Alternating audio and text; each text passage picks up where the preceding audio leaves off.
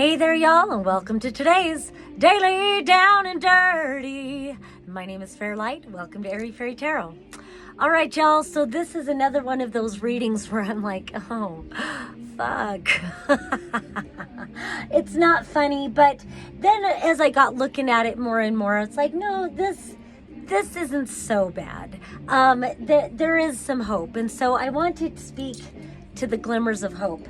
We have the Ten of Cups upright, and we've also got the Ace of Cups upright.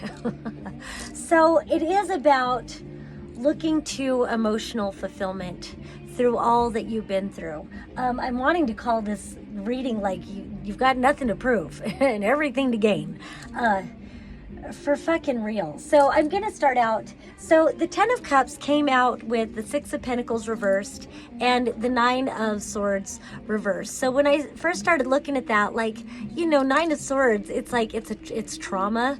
At least it's reversed though. Sometimes when this comes out reversed, it's like we're not even seeing how trauma is operating in our lives.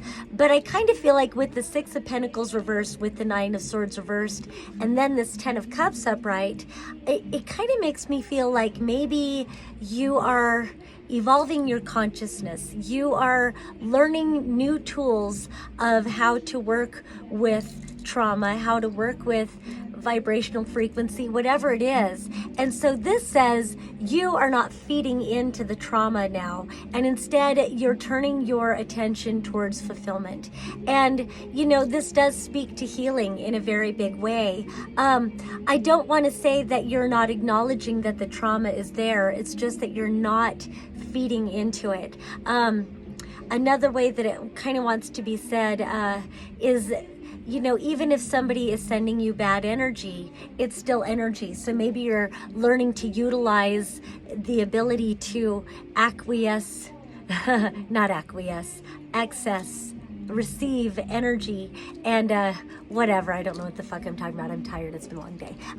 But you're not feeding into the trauma. You're choosing to focus on emotional fulfillment and happily ever after. You deserve to be happy regardless of what you've been through. So then we come over to this Ace of Cups, and it's this Five of Pentacles. And I love how all of these beings on this card, even though they've just lost their home, it looks like they're running away from a fire, but they are moving towards the refreshment of this Ace of Cups. And you know, Five of Pentacles, it is a left out in the cold, it's abandonment wounds, another card of trauma and low self-worth. It speaks to like childhood trauma and whatever, or some situation that left you feeling unloved or uncherished, unworthy, whatever, abandoned. But moving towards this cup of fulfillment. So I really like how this is playing out right here. Moving towards that fulfillment, taking the opportunity, whatever has happened, recognizing there is an opportunity to learn about self-love. There is an opportunity to learn about emotional fulfillment and fulfillment of all kinds in your life. And in this healing water, in this fulfillment, in this receiving, whatever. I feel like there's so many words that want to come through. In this aligning to more for yourself, in that receiving, you recognize this is an opportunity to do greater and greater things. So then above all this, we've got the Devil and the Wheel of Fortune reversed. So again, I think this just speaks to what you've been through, what the energy that you're working with and working through. And I just want to give you accolades that, like, yes, the fuck you are working through this. You are learning or have learned to recognize codependency. You've learned to recognize toxic energy, addictive behavior, and this could be your own addictive behavior, you know, whether it's substance abuse or whether it's codependency or whether it's something else. It could be anything. You're recognizing how giving in to these vices never turns your life around. And so one of the big messages that have been coming through that I'm really recognizing, oh yeah, and applying it to my life, is about the long-term investment. And the more more we value ourselves, the more patient we become. We don't need instant gratification, because instant gratification doesn't pay the bills tomorrow. And so it's recognizing all of these different things, that it's more about releasing yourself from the chains of needing any kind of instant gratification or something that'll take the pain away today, and really recognizing the way it has a long-term effect. I really love that saying, discipline is choosing what you want most over what you want now.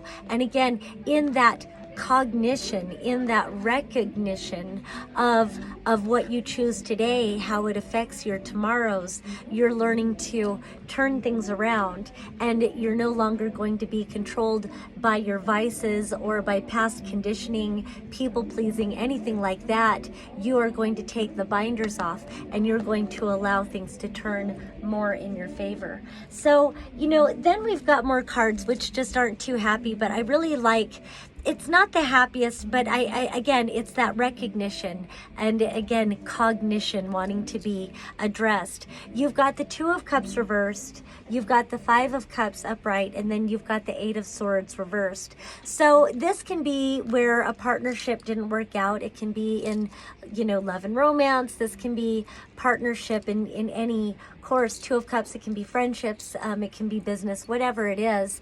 Or this can be a disconnect that you felt from yourself, where, if that lower aspect of your being looking to numb the pain, you're not really feeling connected to your higher self, however it looks.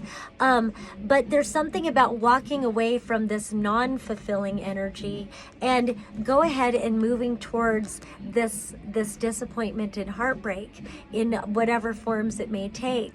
Because the more you go into honoring the grief, honoring the disappointment, the more you're willing to just go through the process of that pain, you know that on the other side of it, there's two cups still standing. And often beyond that two cups, there's a bridge that leads to a castle. There's a whole new adventures waiting for you, where more fulfillment is waiting for you in all these different ways. And so recognizing that if you let go of, again, whatever this devil energy is, and then also seeing that all of this outer reality is rooted in inner belief systems. And so I like that this Eight of Swords is reversed along with this Five of Cups energy, because, this is being bound up in toxic beliefs, toxic programming, toxic conditioning, all of these things, feeling trapped, and not seeing solutions on the way out because you're being so blocked by the thoughts and the belief systems. But with this being reversed, as you go ahead and go through with engaging the disappointment, with processing the grief, now you can start to uncover those deeper lying belief systems, those deeper lying thoughts that sabotage you and that keep you locked in that thinking, so that you can move beyond and allow life to work out for you. And so I didn't know we were going to go to this card, but I'm going to go ahead and take it. Then we've got the Chariot card. And so I really like ending with this. Also, that gives us our third major arcana.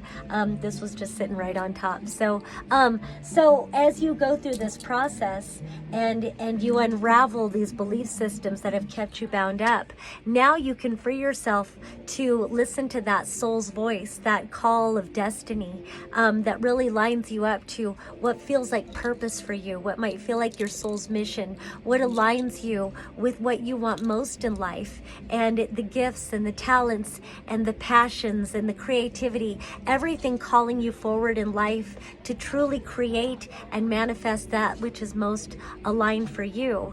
And you're no longer bound to the conditioning of the past. So move forward, listening to that soul's creative urge, that call towards destiny. Line up with your path, and I just love how this reading ends. So that's all I have for today. Peace and love until next time.